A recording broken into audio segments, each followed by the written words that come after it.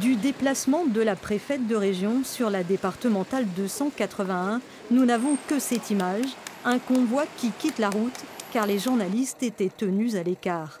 Mais la représentante de l'État, accompagnée d'un important dispositif de force de l'ordre, est venue faire ce qu'elle a dit qu'elle ferait. Rouler et marcher sur ce petit 3 km de route. Voilà, et c'est un retour à l'état de droit, puisque la République, c'est aussi pouvoir circuler partout. Donc encore une fois, on ne peut pas encore y circuler, mais la route est dégagée et bientôt, on pourra y circuler de nouveau.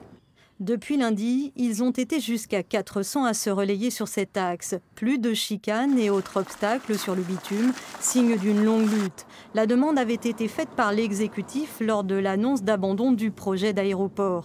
Les opposants y voient surtout un juste retour des choses.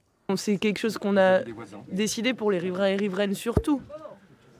Pour les gens qui cultivent dans cette zone-là, pour les voisins, pour les gens qui nous ont soutenus dans la lutte contre l'aéroport et qui ont ce souhait que la route soit plus circulante. 5 ans que cette route qui traverse la zone à défendre était fermée. Aujourd'hui, effectivement dégagée, elle n'est cependant pas toujours très praticable. Au nom de la sécurité, le président du conseil départemental ne souhaitait d'ailleurs pas lever l'interdiction de circulation. Tout n'est désormais qu'une question de temps.